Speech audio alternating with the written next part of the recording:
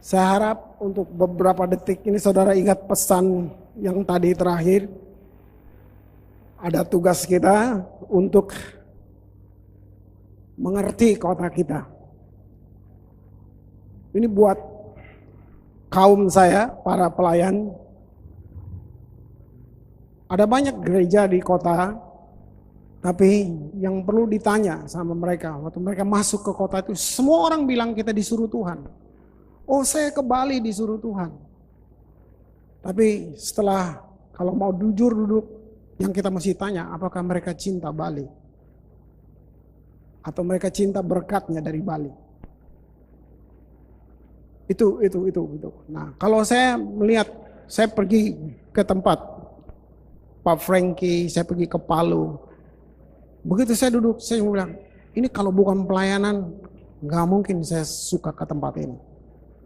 Nah, gitu. Tapi dunia pelayanan Tuhan merubah hati kita sampai kita mau ditanam di satu kota.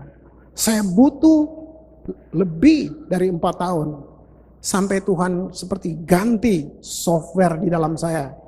Saya datang ke Ambon tanpa cinta Ambon, sekalipun saya orang Ambon. Jadi saya menghitung hari. Saudara tahu saya diutus dari Bali ini, dan saya menghitung bahwa saya akan balik lagi ke sini.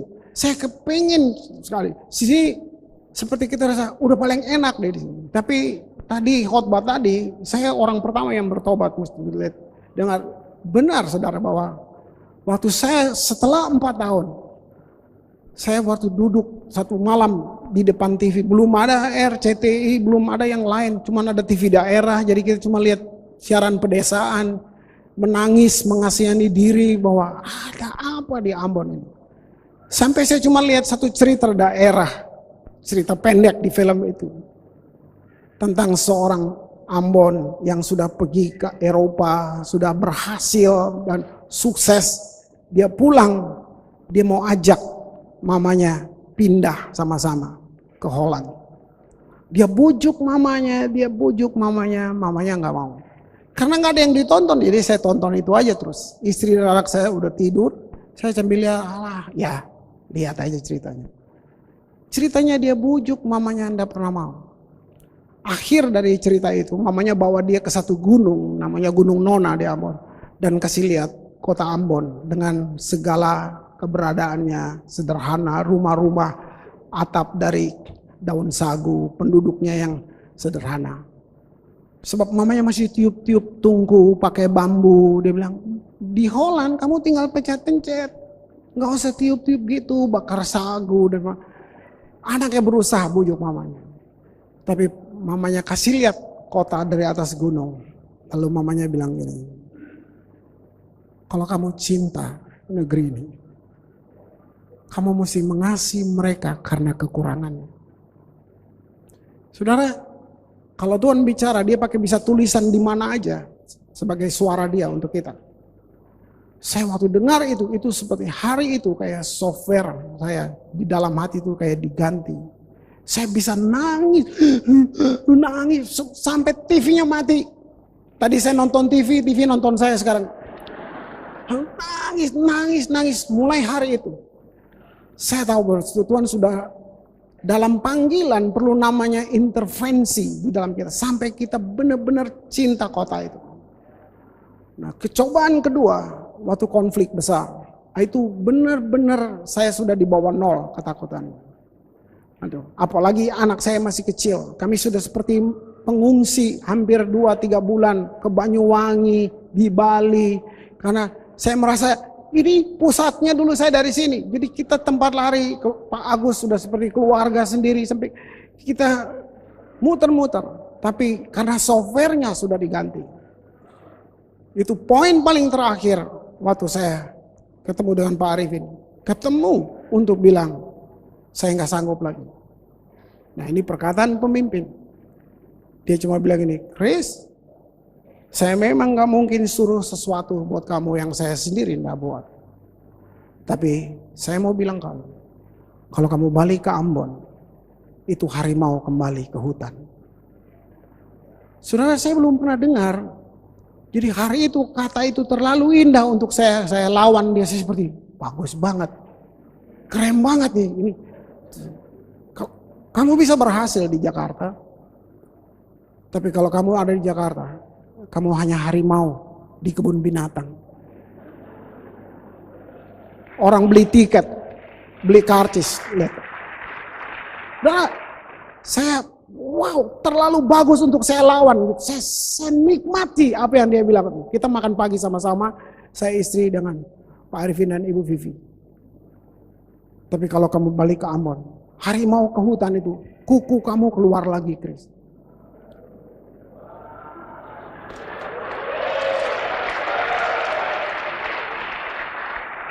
Nanti malam kamu ikut saya. Malamnya pelayanan, saya ikut, saya datang, saya duduk di belakang. Selesai dia khotbah, dia nyanyi. Saudara tahu gembala kita suaranya kan serak-serak, menakutkan dan menghancurkan dan ya, saudara mesti tahu kan? Dia nyanyi, people need the Lord. Saya duduk di belakang. Dia udah habis, dia nyanyi, dia ulang-ulang, people need the Lord, people need. Itu kayak film di mata saya. Lihat orang Ambon, semua keadaan di Ambon. Saya di belakang nangis lagi. Tadi saya sudah nangis, saya nangis lagi. Saya datang, saya maju ke depan. Saya bilang, besok saya pulang. Saya berangkat dengan istri, kita baru masuk rumah, kita terbang ke Ambon, baru masuk setengah jam masuk rumah di Ambon, telepon bunyi. Waktu saya angkat, Pak Arifin yang telepon. Hei, gimana rasanya harimau kembali ke hutan? Wah, saya coba connect, kita tidak janjian. Biasanya kalau saya dengan Yonatan, saya mau duluan karena dia lebih pintar gitu, ya. Tapi baik, saudara, saya cuma mau kasih fakta. Ini literatur, saya bedah literatur. Ini fakta karena concern saya untuk gereja, untuk meresapi roh itu, meresapi ini dosa gereja yang kayak saya buka. Sebelum saya masuk ke apa pesannya, saya mulai dengan beberapa fakta sejarah. Pada tahun 100, gereja kehilangan baptisan Roh Kudus. Saudara dengar baik. Semua kita, kalau tadi Yonatan bicara tentang denominasi, karena banyak gereja, manual booknya bukan Kisah Para Rasul, tapi manual book mereka adalah sejarah gereja mereka. GBI pegang sejarahnya GBI, GPDI pegang GPDI. Harusnya kita pegang, kita mesti kembali ke Kisah Para Rasul. Itu manual book kita. Makanya gereja kemana-mana jalannya. Ya. Nah, pada tahun 160 gereja kehilangan kepemimpinan Efesus 6, kepemimpinan majemuk diganti dengan keuskupan, sistem katedral. Saudara lihat makin menurun. Tahun 180 gereja kehilangan kesatuan gereja lokal. Belum ada denominasi. Pada waktu tahun 160 timbul denominasi. Kehilangan gereja-gereja di kota, gereja banyak lokal di kota, tapi mereka satu. Itu kehilangan. Nah, saya sering berkhotbah bahwa penganiayaan bisa menyatukan gereja. Saya sudah buktiin di Ambon, gereja nggak bersatu, saudara. Sudah mau mati itu semua, gereja nggak bersatu. Benar Yonatan bilang, jangan coba rubah tuh denominasi. Wow. Saya suka bercanda sama teman-teman saya. Mereka bilang, gimana Chris? Saya balik lagi ke ini cuma bercanda, saya bilang. Udah lu jangan pergi ke gereja yang malaikat aja, udah gak mau ke situ lagi, saya bilang. Saudara, tahun 200 gereja kehilangan baptisan orang percaya. Berubah menjadi baptisan bayi. Tahun 210 gereja kehilangan imamat orang percaya. Disitulah mulai ada klerus, pendeta-pendeta diganti semua. 10 hari lalu saya di Jakarta, teman-teman saya undang saya untuk ulang tahun. Itu gereja umurnya 130 tahun. Syukuran 130 tahun gereja di mana saya menikah 27 tahun yang lalu. Saya menikah. Saya ingat, jadi saya sudah bergereja itu kira-kira hampir 30 tahun lalu. Saya datang, itu gereja tua banget. GPIB Immanuel. Wow, itu gereja negara. Saya masuk, saya bawa anak saya. Udah datang situ saya lihat, Tuhan. Baru saya bilang, dulu saya di sini. Saya anggap saya benar sekali di sini, gitu. Sudah lihat mereka masuk, para presbiter, para jubahnya, saya udah serem banget lihat jubahnya. Gereja saya masih pakai Oral 5 yang kalau rusak teknisinya mesti datang dari Belanda. Jadi saya masih, wow, anak saya belum pernah lihat gereja kayak gitu. Wah, pintunya aja kayak gini nih. Bener-bener masuk, lihat semuanya. Baru saya lihat, waktu kita mulai nyanyi, mulai semua baru bilang, Tuhan. Wow, saya bilang, Tuhan terima kasih Tuhan. Tuhan anak di jalan ini Tuhan ambil. Saya baru lihat Tuhan, seandainya saya nggak taat Tuhan. Dan gini loh saudara, mereka nggak tahu apa-apa. Saya ingat Paulus bilang gini, jika hati seseorang berbalik kepada Tuhan, maka selubung itu diangkat daripada mereka. Ada satu, saudara mau betah di situ, ada selubung yang tutup kamu sehingga kamu nggak pernah bisa lihat bahwa itu salah. Kamu nggak bisa lihat itu. Saya teruskan saudara, ya ini tahun 225 gereja kehilangan spontanitas ibadah. Nah sekarang saya ada di kota tua yang kekristenan dimulai di situ. Kehilangan spontanitas ibadah, kehilangan persekutuan dengan Tuhan, berubah menjadi pertunjukan, gitu. Ini dia saudaraku. Nah saya takut gereja modern sekarang hanya dengan kemasan yang lain. Kita sedang ke Hollywood dan meninggalkan Holy Spirit.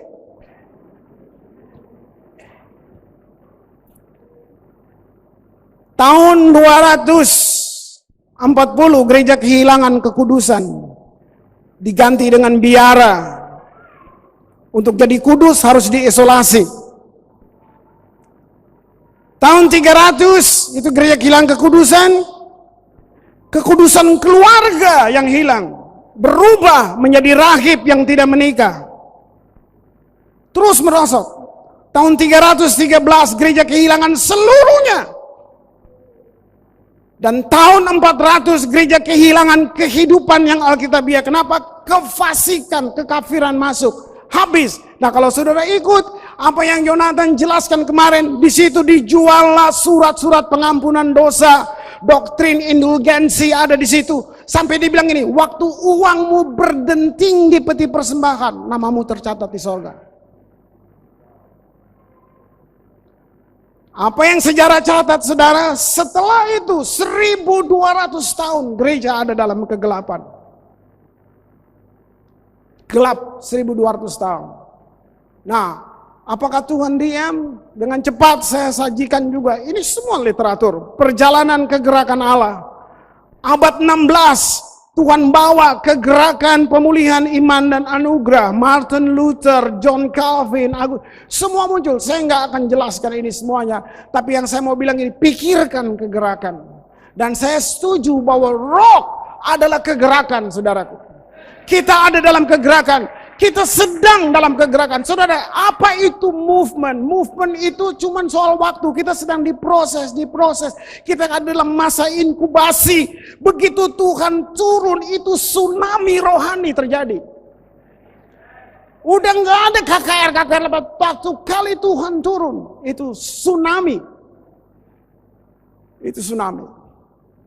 Abad ke-17, gerakan pemulihan, baptisan orang percaya. Mulai Tuhan pulihkan, lahir gereja-gereja Anabaptis.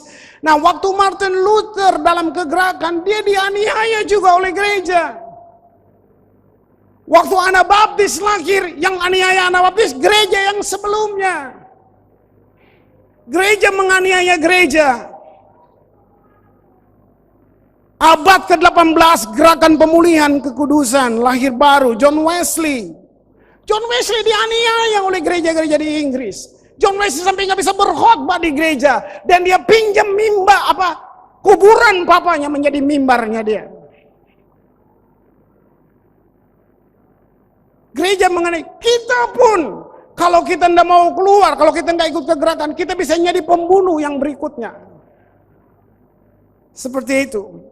Abad 19, gerakan pemulihan, mujizat, kesembuhan. Dengan cepat aja tahun 1901 gerakan pemulihan baptisan Roh Kudus ini Tuhan kembalikan lagi. Semuanya Tuhan kembalikan lagi. Lahir ke gerakan Pantekosta. Saudara bisa baca bagaimana Wales, saudara bisa baca semuanya. Orang bertobat tanpa ada penginjil yang datang. Kesadaran akan dosa datang di mana-mana. Orang lagi jalan berhenti di pohon-pohon, orang berlutut dan berdoa. Saya pernah retreat untuk Mennonite Church, gereja Mennonite. Waktu saya datang di retreat itu, pendetanya orang Batak.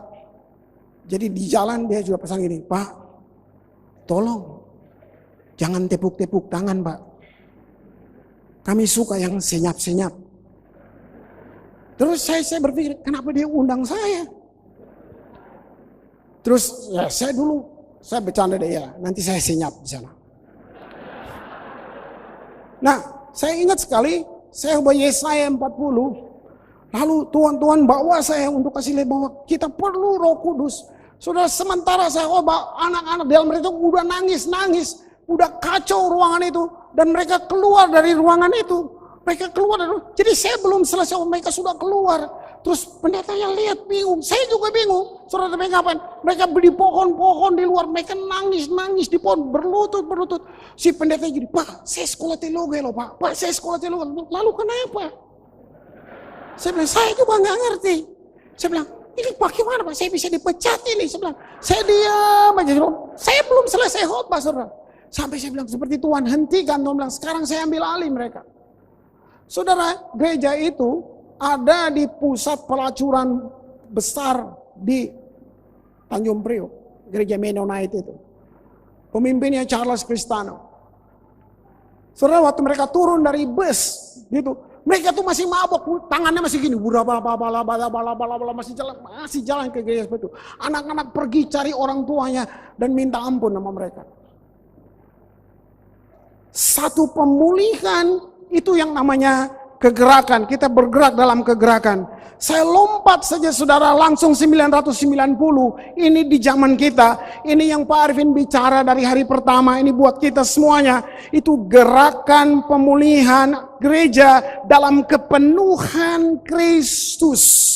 Nah, untuk yang poin ini saya pilih satu sisi yang saya concern di sini selama ini dengan kota saya, karena awalnya cuma karena saya tidak tahu mau bikin apa lagi yang lain. Peristiwa 99, saya sudah tidak tahu mau bikin apa lagi yang lain. Kalau mau bilang berdoa, sesudah berdoa sampai yang cara sesat saya buat semuanya. Mau mulai prophetic prayer yang kayak apa? Tancap kayu di gunung, perkat, udah di laut, udah semua, udah buat semua, udah saya buat semuanya. Nggak berhenti itu perang. Nggak berhenti. 13 bulan kita berdoa, nggak ada berhentinya tuh perang. Nggak ada berhentinya. Kami berdoa, nah waktu itu kita mesti lewat gunung.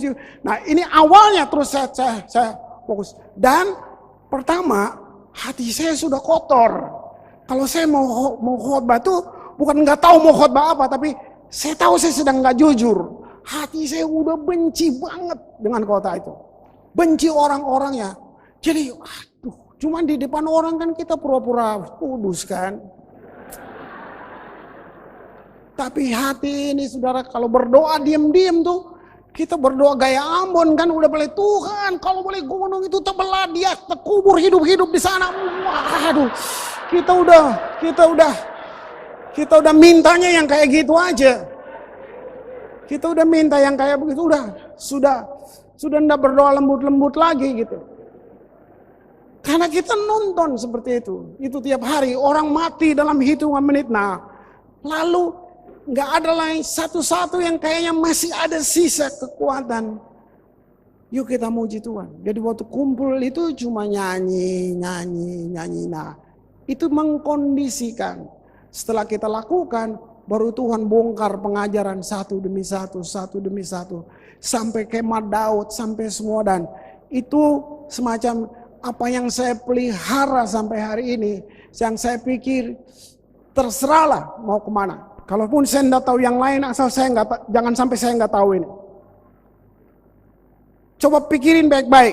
Masih pantaskah satu komunitas ilahi disebut gereja tanpa prophetic power? Masih pantas? Ribuan gereja. Saya dikelilingi oleh gereja-gereja seperti itu. Yang umurnya ratusan tahun. Kota nggak berubah. Apanya yang salah? Gereja bisa punya leaders yang keren, program yang keren, tapi nggak ada capacity prophetic, sehingga nggak ada prophetic action, nggak ada.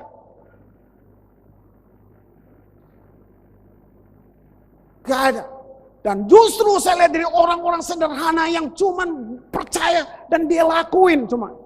Waktu itu saya terkejut, kalau bilang cemburu ilahi, cemburu. Orang digendong malaikat, gua nggak pernah, gua gembala lu lihat malaikat aja nggak pernah.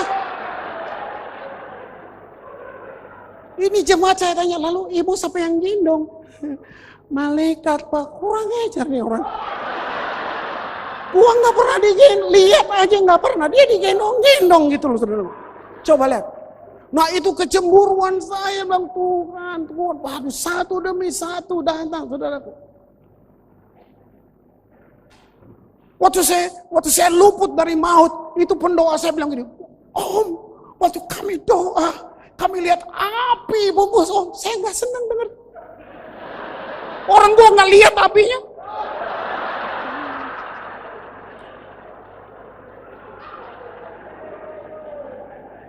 Tapi kok dia bisa lihat? Nah, maksudnya saudara, kepenuhan Kristus, saya seperti Tuhan giring saya. Lihat kebahagiaan ini. Dengar, Tuhan Yesus waktu dia serahkan nyawa, itu prophetic action. Waktu saudara menanggapinya, itu namanya prophetic commitment. Apa yang kamu terima? Keselamatan. Belum selesai saudaraku. Kenapa gereja punya pemimpin, punya para ahli, semua ahli. Apa? Kita kehilangan kewibawaan itu dari prophetic itu. Saya mesti pinjam nama Pak Agus, Pak Frankie, yang mereka selalu ngaku, kita tidak tahu apa-apa. Tapi saudara dengar gitu, hey, Tuhan mau pakai orang, dia nggak butuh riwayat hidupnya. Tapi ada satu, bukan berarti apa yang ada di Pak Arifin, Pak Frankie, ada mantel. Saya sangat percaya itu. Ada mantel, saudaraku. Ada mantel. Kalau saya respect mereka, karena mantelnya. Kadang-kadang kalau bercanda, Frank. Tapi ada hal yang saya tahu, saya mesti respect dia. Karena mantelnya. Saudara, apa yang saya nonton, orang-orang yang luka di mana-mana, disakiti pemimpin, disakiti pindah gereja. Saudara di sini kan bukan gereja pertama saudara kan? Ya kan?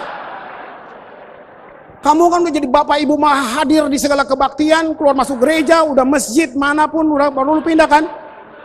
Saudara, tanpa kamu sadar, luka itu kamu bawa jadi persoalan di mana-mana. Saya mau bilang, itu luka namanya luka apostolik. Dan kenapa kamu nggak sembuh di gereja yang lama? Karena dia hanya bisa disembuhkan juga secara apostolik. Oh, Frankie itu straight, saya suka bercanda tegas. Tapi kenapa orang sembuh? Bukan karena dia, karena mantelnya. Sudah perhatiin, masalah di satu kota, waktu Rasul datang, selesai. Makassar, itu yang saya suka bilang buat kalian. Sampai saya sempat duduk waktu ngopi, hati saya kayak nangis. Saya cuma bilang ini, kenapa saya nggak lihat ini bertahun-tahun di Bali, waktu Pak Agus, kita masih di Bali.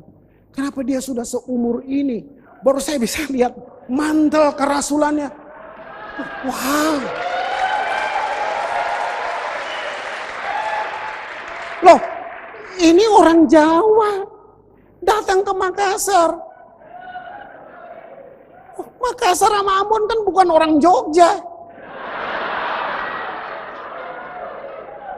Mereka ramah aja udah marah, coba lihat. Ya kan? Mari. Coba. Mari. Waduh, saudara lihat itu. Benar-benar saudara. Jadi saya bisa lihat bagaimana ini tentang rock aja ya. Bagaimana masalah itu selesai. Saya jujur sama istri sampai saya bilang gini. Habis Pak Frankie itu saya bilang, udahlah saya nggak mau ke Makassar. Saya mau ke gereja yang mereka mau sungguh-sungguh aja gitu. Saya mau save energi. Saya mau pergi ke tempat yang mereka emang sungguh-sungguh. Saya suka ke situ. Tapi setelah Pak Agus, saudaraku, saya tidak berlebih-lebihan, mungkin terlalu senang, tapi saya sedang nonton apa yang saya bangun hampir 20 tahun. Pak Agus bikin, orangnya belum 200 saudara di Makassar. Dia bikin dalam 1 tahun 8 bulan. Saya sampai lihat, wow. Saya bilang, Pak Agus, ini cuma soal waktu. Ini cuma soal waktu. Bandung, waduh, Bandung. Luar biasa saudara. Nah, mari saya terus, apa prophetic power, apa yang kita mesti buat, saudara dengar. Saya mulainya dari sini. Dengan sangat mahal, Tuhan menempuh jarak yang paling jauh, yang gak bisa ditempuh siapapun. Dia meninggalkan surga, dia ke bumi. Mari dengar, sederhana aja, hanya untuk mencari hati manusia. Dengan sangat mahal, satu perjalanan yang paling jauh, harga yang begitu mahal Tuhan ambil, meninggalkan sorga hanya untuk dapat hati kita. Allah tidak cari kemampuan kita, harta, potensi, enggak, karena kita udah kehilangan semuanya. Dia tidak cari itu. Dia cari hati kita. Yohanes 4 bilang, Bapa mencari penyembah. Saya mulai dari 10 tahun lebih, 99 ya, saya mulai dengan pesan ini. Cuman Tuhan cuma bilang, buat itu. Sudah tidak ada yang lain. Dulu saya sampai saya bertobat, seminar-seminar pujian penyembahan, saya banyak bohongin orang dengan statement-statement. Kita baru saya ngerti di situ. Waktu Tuhan bilang saya cari penyembah. Kenapa hati manusia? Kenapa begitu mahal? Kenapa perjalanan jauh? Hanya untuk hati manusia. Karena hati manusia dibuat untuk Allah berdiam di situ. Tuhan Maha Kuasa, Dia berhak mau tinggal di mana aja. Alkitab bilang, Dia memilih untuk tinggal di dalam saudara dan saya, di dalam hati.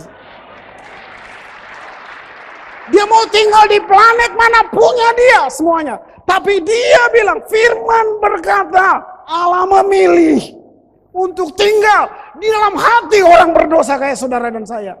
Karoseri kayak gini, yang punya langit bumi mau tinggal di sini. Coba saudara, ini cukup jadi alasan untuk saya memuji dia, menyembah dia. Ini cukup. Gak ada yang lain. Tuhan buat itu. Ada 3 hal yang perlu direvolusi. Kalau kita pakai bahasa supaya sama, paradigma, perubahan yang perlu direvolusi untuk satu dunia ini yang namanya penyembahan. Sebab gini, kenapa? Saudara, penyembahan itu bukan pelengkap penderita di gereja. Dengar baik-baik. Gereja ada di dunia ini untuk 3 alasan. Saya sebut satu saja. Gereja ada untuk Tuhan. Nah, artinya gini, kalau bilang gereja ada untuk Tuhan, gereja dimiliki secara khusus untuk Tuhan. Gereja disebut istrinya Tuhan. Nah, karena gereja ada untuk Tuhan, harus ada 2 hal dari gereja. Entah dia namanya gereja apa aja, tapi harus ada 2 hal yang menjadi ciri. Apa itu? Kekudusan dan penyembahan. Bukan yang lain. Nah, kita buang ini. Kita sedang kembali ke sejarah gereja di atas itu tadi. Wow, 3 hal yang harus direvolusi. Pertama, pola pikir kita tentang hadirat Allah. Bagaimana cara kita masuk ke hadirat Allah? Pengetahuan kekristenan kita bertumbuh, tapi kehidupan kita tidak mengalami perubahan. Karena kita nggak ngerti ini. Kalau kamu jadi Kristen tanpa pengalaman diubahkan, kamu sedang gagal jadi Kristen.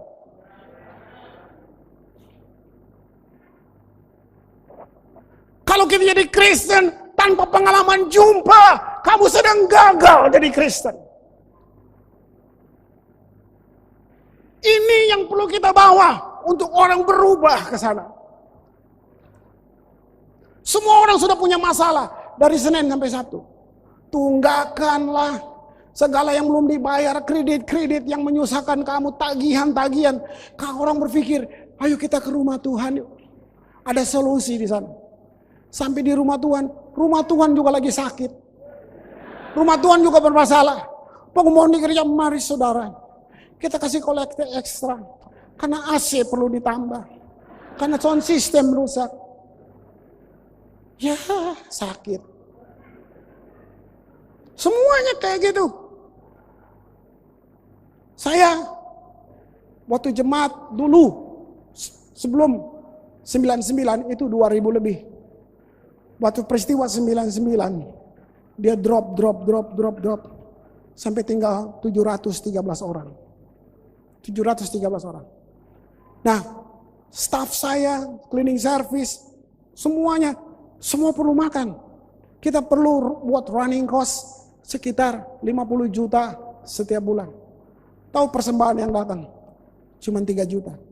Karena semua pengusaha, semua yang lain keluar, cuma tinggal nelayan, petani, pegawai negeri.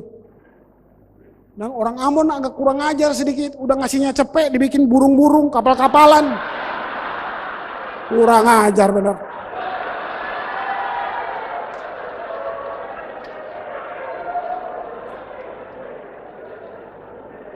Jadi waktu itu saya khotbah uang, kita mesti sedikit lebih galak dari Tuhan. Maksudnya saya bilang, lebih baik kamu jangan kasih. Walaupun nggak ada firman, lebih baik lu nggak usah kasih. Saya sudah di situ pelan. Jadi kadang-kadang kita buat, baru pengajarannya datang. Gitu. Kakak ipar saya di telepon, ngomong cuma di telepon. Entah ngomong apa sampai di duit dari Banyuwangi. Saya bilang ini, Chris, uang itu benih. Itu referensi saya keluar, uang itu benih. Dan kamu nggak bisa bikin benih. Kamu nggak bisa ciptakan benih. Wow, thank you Richard, thank you banget, thank you. Saya simpan. Nah, Roh Kudus ngajar. Terus saya mulai bilang, doa persembahan, nggak ada yang WL, yang doa nggak ada. Saya yang berdiri di depan. Begitu mau persembahan, saya bilang ini, nanti duduk saudara. Tuhan nggak perlu uang, tapi gereja itu pekerjaannya Tuhan perlu uang. Saudara perlu uang. Tuhan nggak butuh uang. Tuhan nggak butuh biaya hidup. 1 bintang dia jual, nggak ada yang bisa beli. Saya bilang, nggak ada yang bisa beli. Semua diam. Saya bilang, saya cuma mau gini. Saya nggak bicara nominal, tapi saya bilang, kami selalu buka uang-uang udah jadi burung yang jadi kapal setiap hari Selasa. Saya bilang, saya mau bilang buat kalian, respect. Respect, saya bilang gitu. Memberi itu, saya pakai kakak ipar saya punya kalimat, uang itu benih. Kamu nggak bisa bikin benih. Kamu bisa kawinin mangga sama rambutan, tapi kamu nggak bisa bikin benih mangga. Kamu tahu nggak waktu kamu taruh benih, kamu lihat Tuhan akan lipat gandakan itu. Nah, itu impresi di saya. Jadi kita memberi semua dalam keadaan menyembah. Saya bilang respect. Saya mulai blessing mereka. Mereka beli persembahan. Orangnya 713 saudara. Hari Selasa kita hitung. Jadi 6 juta. Saya bilang gini, emosi.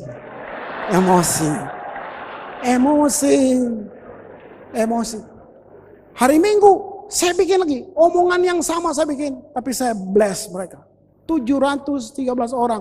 Keadaan bom masih saudara. Di mana-mana. Orang ke gereja masih lewat gunung.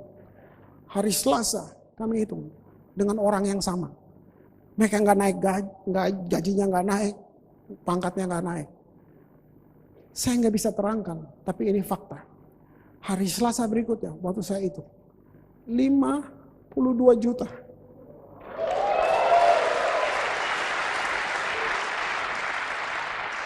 Itu saya, baru saya ngerti, enggak, ini bukan emosi, ini saya yang emosi sekarang. Ini wah. Nah, karena konflik anak-anak kami udah di Jakarta kan, masih kecil, di bawah kelas 5 SD. Jadi kita terbang ke Jakarta. Hari Minggu saya nggak ada di Ambon. Nah, pikiran saya pasti turun. Nah, itu manusia kan. Jadi begitu hari Selasa, saya telepon ke Ambon. Wakil saya waktu itu Ibu Kristi yang Ambon, Sestin tuh Pamahu. Sestin, bagaimana? Sestin, Aduh, Pak, Tuhan baik. Saya baru tahu Tuhan baik. Ayo. Ya. Maksudnya saya mau dengar tuh duit berapa, gitu. Aduh. Baik, Pak, Tuhan baik, Pak. Berapa sustain? 82 juta.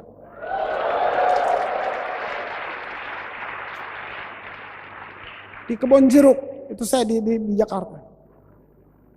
Saya nggak selalu dengar. Hari itu saya dengar Tuhan. Tuhan bilang gini, Chris, kamu lihat, saya bisa pelihara kamu.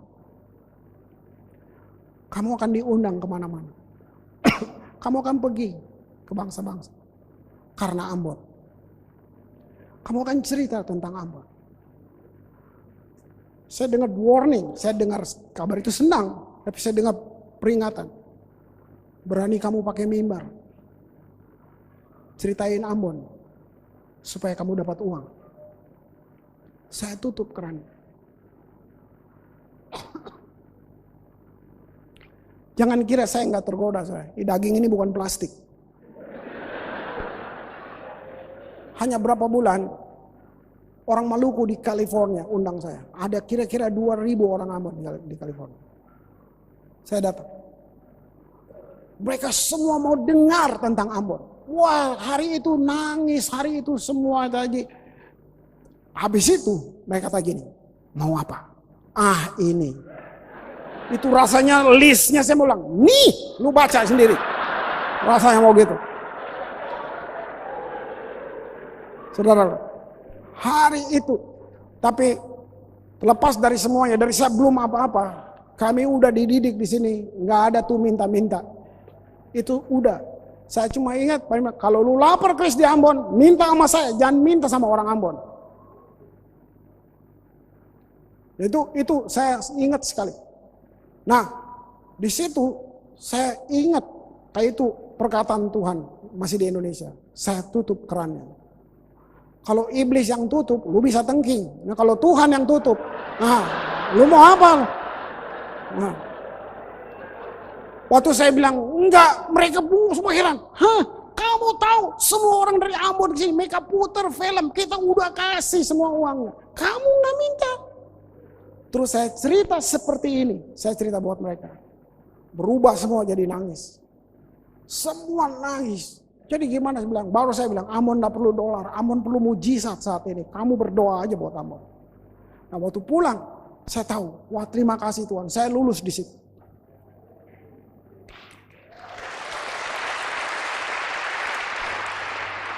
Ini penting, pola pikir kita tentang hadirat Allah. Jadi Tuhan bilang, waktu kamu masuk ke hadiratku, waktu kamu bawa umat menyembah, kamu bawa semuanya, kamu bawa. Saudara-saudara, kenapa? Waktu kamu memuji, kamu sedang mengatakan sifat-sifatnya Tuhan.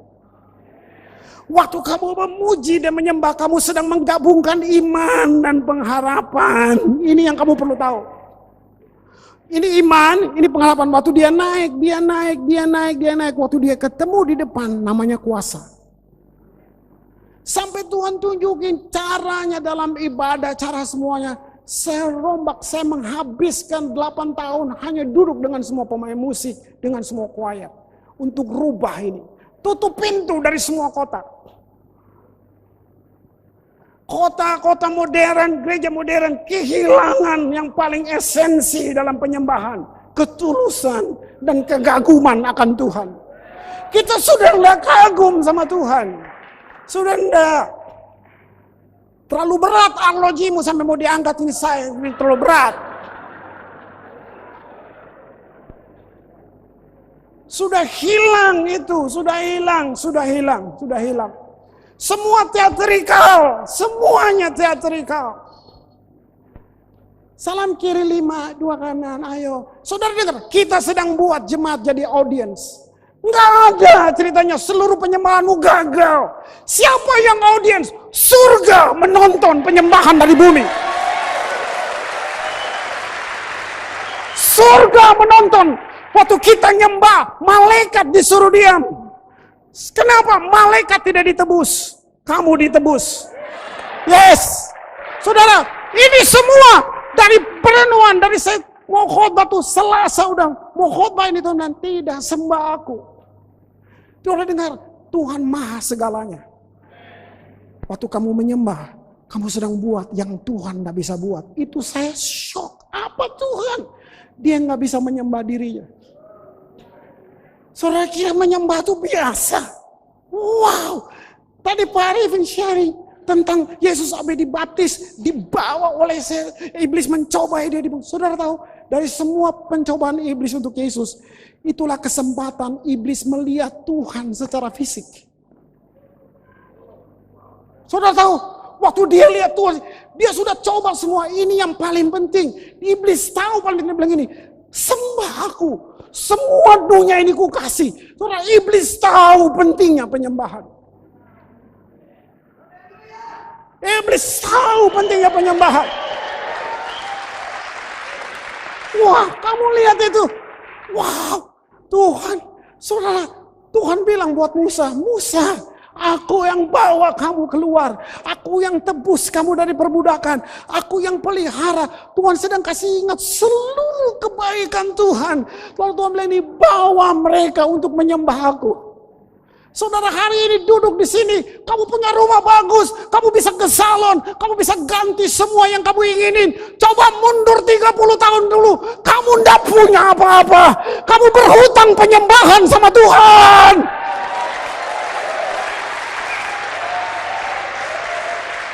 Kamu dulu waktu nikah kontrak rumah kamu masih ketakutan. Sekarang rumahmu bagus. Kamu utang penyembahan sama Tuhan. Kalau orang lain gak menyembah, itu urusan dia. Tapi kamu harus menyembah Tuhan. Kamu yang sudah Tuhan berkati harus menyembah dia. Gak perlu, Tuhan gak perlu duitmu. Percaya kamu buat yang Tuhan gak bisa buat. Ini yang mesti direvolusi pikiran kita. Ibadah sejati itu apa? Setting dari rumah datang untuk memberi, bukan menerima. Setting hatimu dari rumah datang untuk memberi. Apa yang paling terbaik yang kamu bisa beri? Uang, bohong. Kamu udah pakai, baru kamu kasih sedikit buat gereja. Jangan lagi berdoa persembahan gini ya. Tuhan, ini saatnya kami beri yang terbaik. Bohong. Bohong. Mari jujur. Kita udah pakai bos. Baru kita kasih sebagian. Apa yang paling berarti yang kamu bisa beri buat Tuhan? Ucapan syukur.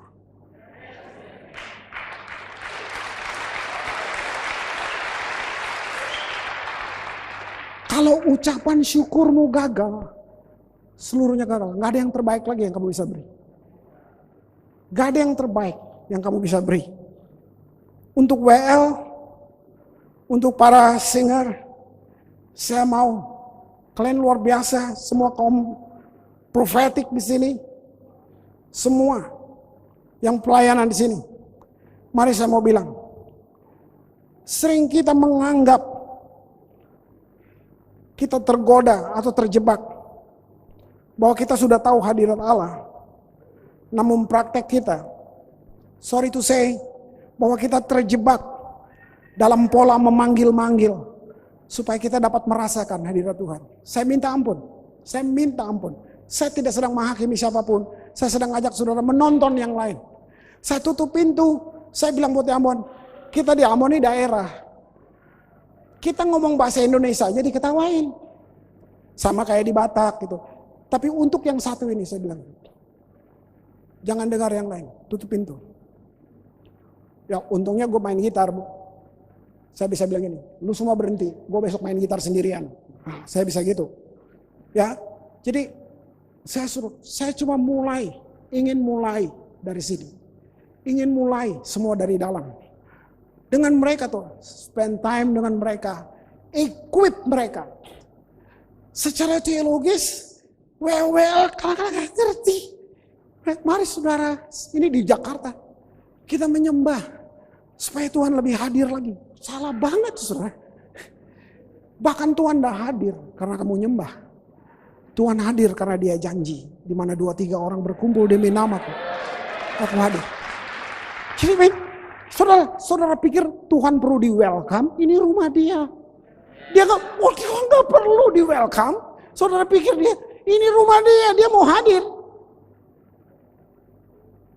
Wow, waktu saya mulai bangun dengan mereka, dan ini yang saya perlu saudara ngerti. Penyembahan nggak bisa dipaksa. Penyembahan nggak boleh disuruh. Nah, WL buat itu. WL tergoda ingin lihat manifestasinya. Sebenarnya gini, kalau saudara menyembah, penyembahan terjadi karena kamu punya hubungan dengan Tuhan. Jadi bukan tugas WL. Bukan tugas WL, itu tugas saya sebagai gembala untuk bawa orang berhubungan dengan Tuhan. Akan terjadi penyembahan.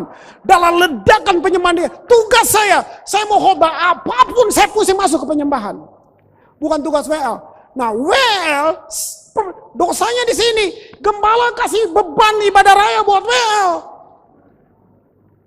Makanya dia udah sakit perut tuh dari hari apa juga udah sakit perut. Kenapa? Karena habis itu kan kita nggak naik. Emang mau dinaikin apanya? Kamu nggak ngangkat, mau angkat apa? Sudah lihat itu? Kita nggak equip dia. Saya sampai panggil WL, saya bilang, kalau seluruh jemaat nggak nyanyi, kamu nggak salah. Yang penting kamu jangan suruh dia nyanyi. Saya jamin dia, saya kasih dia rasa aman. Kamu nggak salah. Yang saya nggak mau, jangan komentar. Saudara dengar, ini, saudara tahu nggak? Waktu kamu worship, rohmu dan roh Tuhan berkasih-kasihan. Saudara dengarin, dengar baik-baik. Dari mana itu terjadi? Musik, penyembahan sudah ada sebelum dunia dijadikan. Saudara mesti tahu, itu tuh waktu penyembahan kamu menembus surga, artinya frekuensinya ketemu. Nah, untuk ini orang harus diubah dulu. Kalau kamu punya hubungan dengan Tuhan, waktu kamu nyanyi, kata-kata lagu itu berbicara buat kita. Makanya kamu perlu setuju dengan kata-kata di depan. Itu lagu dibuat gak sama kamu, waktu kamu setuju, lagu itu sedang ngomong. Sementara lagu ngomong, si WL komentar lagi, kasih nasihat lagi di depan. Dia mau lebih berhikmat dari Rasul Paulus.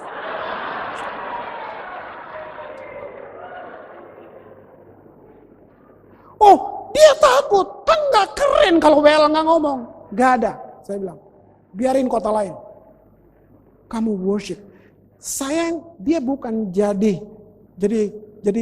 seorang motivator. Salah. Dia jadi inspirator di depan. Dia inspirasi. Kamu nyanyi, orang terinspirasi. Kamu gak perlu jadi motivator.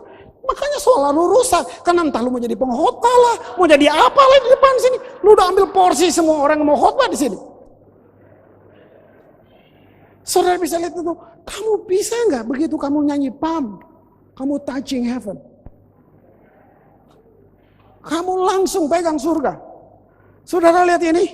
Nah, kita terjebak dengan pola memanggil-manggil Tuhan. Tuhan kasih tahu saya, saudara dengar, itu penyembahan Baal. Mereka berteriak dari pagi sampai petang, panggil Tuhan, mereka panggil.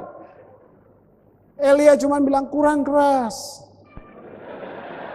Oh, lagi jalan-jalan kali Tuhan lo, katanya. Saudara bayangin, 450 Nabi Baal, mereka panggil-panggil. Saya sudah berkali-kali baca itu. Hari itu waktu Tuhan ngajar saya, waktu sampai di gini, mereka menoreh dengan pedang sampai berdarah. Roh Kudus kasih tahu, darah itu mereka coba mencari perhatian Tuhan dengan darah itu. Mereka coba buat itu. Elia gak bikin apa-apa. Elia tunggu. Kalau kita pakai bahasa gaul sekarang, udah nyerah, udah giliran gua ya. Nah, apa yang Elia buat? Dia cuma bilang supaya mereka tahu ada Tuhan di Israel. Wow. Elia cuma nyanyi. Saudara percaya gak? Saudara cuma nyanyi. Tinggal sertaku kawan. Saya percaya Tuhan, kamu nyanyi salah aja Tuhan bisa lawat kok.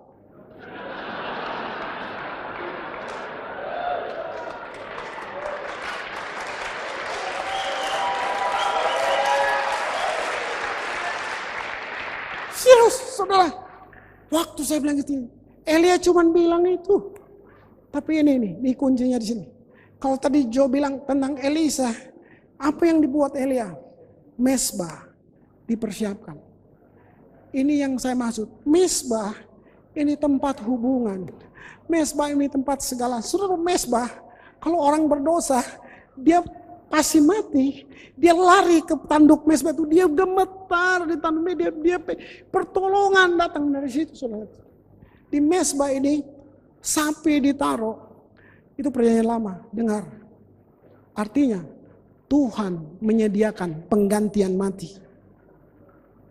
Jadi persiapan satu ibadah menentukan, karena waktu mesbah dipersiapkan, apinya bukan dari manusia. Imam nggak bilang gini, pinjam korek api. Enggak. Dia cuma siapin, korban udah disiapin, mereka tunggu. Api turun, tanda Tuhan respon atas persiapan mesbah itu. Ini dia. Saya mulai berubah semua. Semua pemain, kalau kamu latihan, kita pakai istilah menghormati altar. Lu jangan latihan kayak pemain band. Kalian imam. Jadi latihan normal main. Tapi gini, nggak ada kalau salah teman lu salah lu maki-maki, nggak ada. Saudara, saya sedang buka gini. Bisa jadi Tuhan sedang menikmati persiapanmu, bukan hari Minggu. Jadi waktu lu latihan, lu tahu ada Tuhan juga di situ. Jadi kalau latihan yang benar, ngasih tahu yang enak. Jadi kalau WL saya udah kesel karena false, kalau dia bilang haleluya, itu dia kesel tuh. Itu dia kesel tuh. Cuman daripada dia maki-maki, kan? Nah gitu kan. Nah, jadi saya duduk dengan mereka dan buat kameramen, multimedia, soundman, duduk semua di situ. Nggak boleh, harus duduk, ikut. Karena hari Minggu ibadah bukan tugas mereka aja, itu kerja sama kita semuanya. Mereka duduk ikut menikmati latihan. Nah itu, saudara, saya sudah buat ini, sudah lebih dari 10 tahun. Enggak, saya enggak ada target. Enggak ada target. Enggak ada target. Mau rekaman lah. No. It change. Begitu lu rekaman, lu pasti bikin kartu nama besoknya, percaya gue lah. Saudara itu. Nah, ini kita ada kerancuan pemahaman. Saudara lihat itu, apa tuh? Masuk hadirat Allah dengan pujian penyembahan atau oleh pujian penyembahan? Kita kerancuannya di situ. Enggak.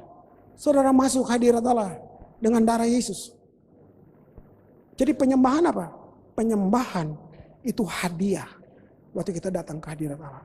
Penyembahan itu kado. Saudara. Wow, saudara tahu? Kamu main itu buat raja. WL saya Michael sedang ambil S2 di UI. Hari ini dia cuma nangis ya. Orang ini servis dia, orang ini kasih dia rumah untuk tinggal, orang ini urus dia. Semua orang-orang yang datang ke Ambon dan lihat dia waktu tahu Michael di Jakarta. Terus Michael bilang, "Om, saya kayak gini." Terus saya begini, "Michael, mari dengar saya bilang. Bertahun-tahun kamu cuma nyanyi untuk rajamu. Tiap minggu kamu hanya nyanyi untuk rajamu. Saya mau bilang, kalau kamu biasa di depan raja, kamu akan biasa dengan fasilitas raja. Kamu akan dapat istananya raja. Kamu akan dapat dompetnya raja.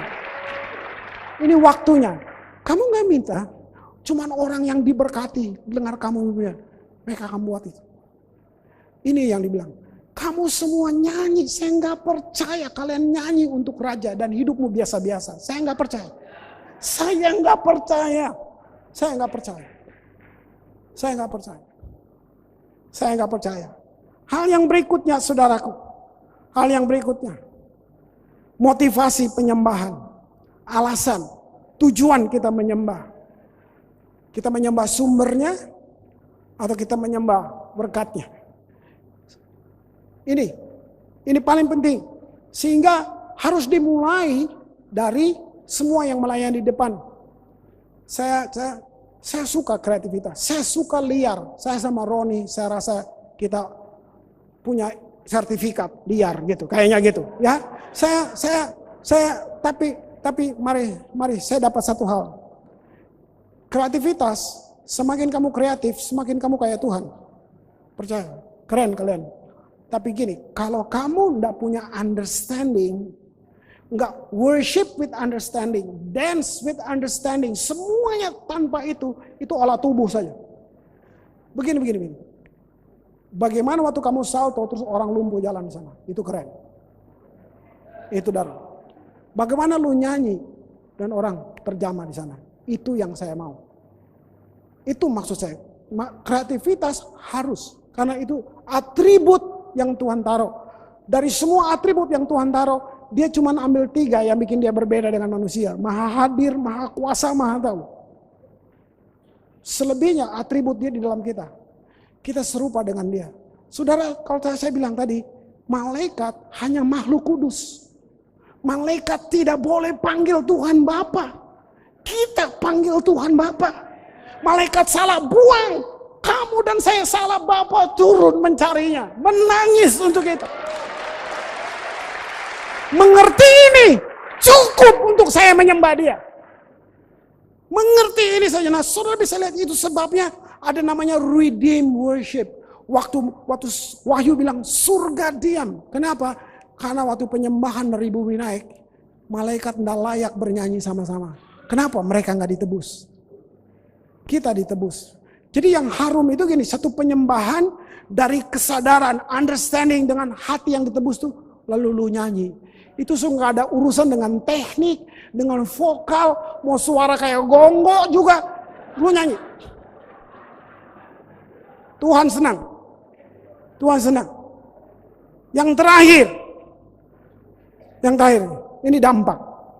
Dampak dari penyembahan. Saudara dengar, dikatakan gini, imam besar, dia masuk ke ruang Maha Kudus. Dia masuk. Dia bawa darah. Di kitab Samuel, waktu Daud kembalikan tabut Allah dengan cara yang benar. Pertama kali dia salah. Waktu dia ngerti caranya, waktu dia bawa kembali tabut Allah ke Yerusalem, dia bilang gini, tiap 6 langkah, 1 lembu dipotong. Tiap 6 langkah, 1 lembu dipotong. Imam yang tadi bajunya putih bersih, mereka cuma bukan kena darah, mereka berjalan dalam lumpur darah, saudaraku. Berapa banyak binatang dipotong, setiap 6 langkah berhenti, potong dulu sapi. Jadi mereka pikul tabut itu dan mereka berjalan dalam lumpur Allah. Di sini dibilang ini, Daud menyembah, Daud menari, Daud buat semuanya. Saudara, jalan ini, waktu imam ke ruang kudus, dia sedang bawa darah. Saudara dengar, saudara tahu apa dampak buat saudara waktu dia bawa itu? Dosa satu bangsa. Dosa satu bangsa, saudara. Tuhan beresin di ruang Maha Suci. Mari saya bilang, Yesus waktu mati, dia bawa darahnya juga. Bukan darah binatang. Dia imam besar, dia bawa darahnya ke surga. Gak sederhana. Saudara tahu, waktu Yesus bawa darahnya ke surga, dia bawa nama setiap orang yang percaya kepada darah. Ini belum jadi dampak. Waktu Yesus bawa nama saudara dengan darahnya ke tabernakel di atas, supaya saudara dan saya bisa bawa namanya di bumi. Untuk bilang gini, pergi lu setan, pergi lu masalah, lu bisa pakai kuasa, kamu pakai. Itu maksudnya penyembahan. Hei, kalau bapakmu dukun, lu sembur-sembur masih bisa dong, ya kan? Kalau bapak kita dukun, kita juga sakti. Kita bisa lah tiup-tiup dikit. Kamu nyanyi, kamu anak raja. Lu bilang Tuhan lu hebat, jerawat aja gak sembuh. Kita gagal. Kita nggak, kalau mustinya sakti, normal saudara. Ini yang terakhir ini saudara lihat, saudara bisa lihat ini, lihat dampaknya buat bangsa, saudara lihat ya. Imam masuk ke ruang kudus, dia bawa darahnya, tiba selesai, saudara tahu dia dengar Tuhan audible ngomong di situ. Apa yang terjadi? Perubahan apa yang terjadi? Dia masuk sebagai imam di depan Tuhan. Dia balik keluar sebagai nabi. Dia ngomong buat orang banyak. Waktu kamu menyembah Tuhan sebagai imam di depan Allah, kita menyembah Dia sebagai imam. Di depan kota, di depan publik, kita menyembah Dia sebagai nabi. Apa yang kamu sedang bilang? Perkataan penyembahanmu akan merubah situasi ini. Saudara, satu pendeta sampai bilang gini, "Hey Chris, iman timbul dari pendengaran akan firman Allah, bukan dari pujian dan penyembahan." Saya lihat dia bilang itu 100% benar. Saya bukan menyembah supaya saya dapat iman. Saya dapat iman waktu saya dengar khotbah, saya baca firman Tuhan, saya dapat iman. Tapi waktu saya menyembah, saya pakai iman untuk menyembah. Waktu iman kamu pakai untuk menyembah, penyembahanmu menjadi penyembahan berdaya cipta. Pujianmu menjadi pujian berdaya cipta. Saya tutup dengan ayat ini, Mazmur 67. Lihat, ayat 3 sampai 5. Ya, lihat ini, Mazmur 67 ayat 3. Semoga bangsa-bangsa memujimu, ya Allah. Semoga semua bangsa bersyukur kepadamu.